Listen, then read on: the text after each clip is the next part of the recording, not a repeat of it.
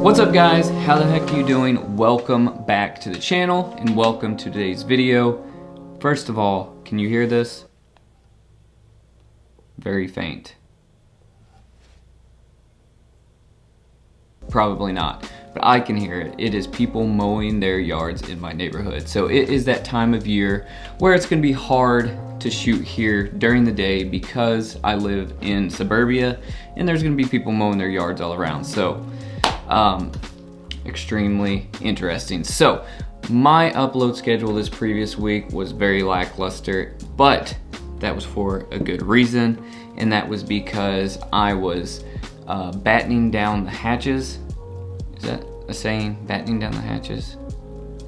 Is that the saying I'm looking for? Battening down the hatches. I'm not sure. I was deep in the edit of my short film, The Butcher, and we are in the scoring, the ADR, and the Foley phase of that film. Now the film's not very long. It is more or less 15 minutes-ish, but we are trying to make it the best that we possibly can make it because we are trying to use it as a springboard to finance the next film. So, gonna show it to potential investors maybe and see if we can get financing for the next film, because this one was all out of pocket. Hopefully I can get some investors to invest in the next one and we can do it bigger and better. So we want to make it the best we possibly can. But when it comes to scoring films, narrative pieces of work, you need to create your music from scratch. Now, of course, for YouTube videos and my channel here, I use royalty-free music from Epidemic Sound. There's Artlist, there's Premium Beat, and there's other ones, right? But when you sign up for a subscription to one of those websites, you are literally signing an agreement saying that you're gonna use their music for one specific purpose or one specific YouTube channel. That wouldn't cover if I was to put The Butcher, my short film, in a festival run, or if I was to show it in a local theater or film festival or something like that where I was charging money for it.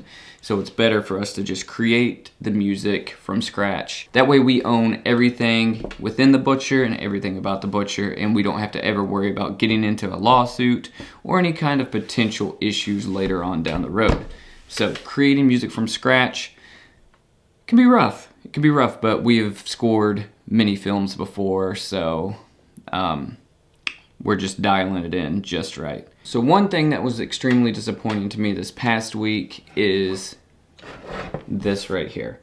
So if you're a longtime watcher of my channel, you know I'm a Blackmagic Design, Blackmagic camera fanboy. And on my shoot of The Butcher, my Pocket Cinema 4K camera messed up. I absolutely love this camera. This is the Blackmagic Pocket Cinema 4K. It has many variations. There's the 6K, the 6K Pro, but I like this one.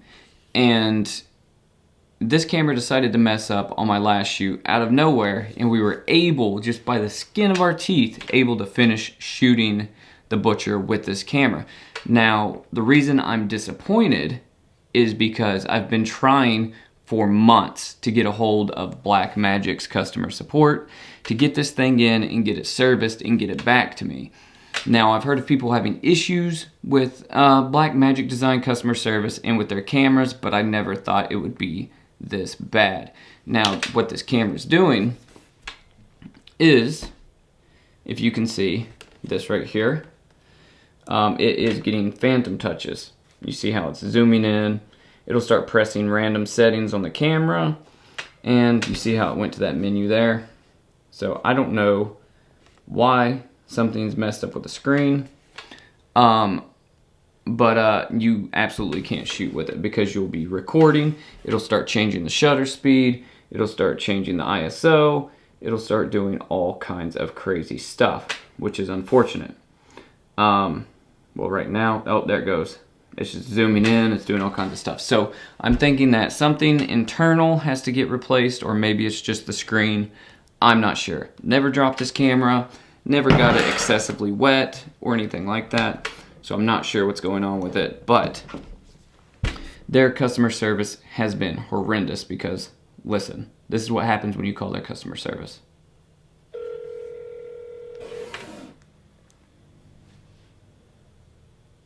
Good morning. Thank you for calling Blackmagic Blackmagic Design. This is Erica speaking. How may I direct the call?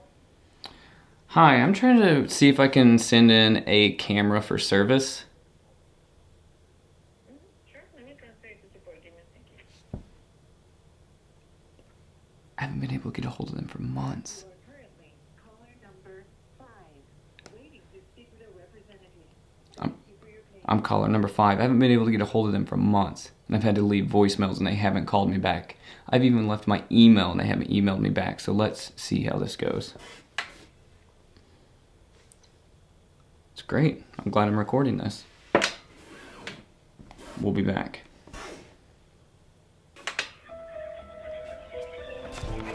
Beethoven.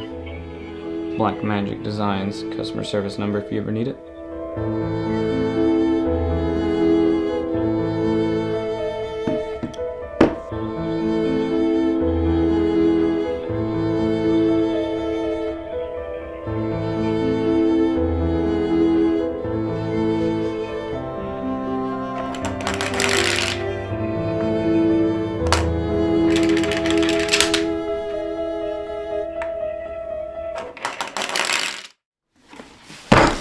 Alright, so I take back what I said because the guy I talked to at Blackmagic was actually really cool, but still, it took them forever to get back to me or to actually answer my call. However, I've got the Blackmagic all boxed up. It's in here. Excuse this Target box. It's ready to make its maiden voyage to California, and Blackmagic's going to take a look at it, and they're going to either replace it or repair it and let me know the costs associated with it. Now hopefully the repair is super cheap, or the replacement fee is super cheap, because these cameras now I think are like, I don't know, the camera was like $1,500, so hopefully it's not too expensive to get this thing fixed, get it back to me so I can start shooting with it again, because it is still one of the best bang for your buck cameras on the market, and I'm ready to use it again. So let's go ship this guy off.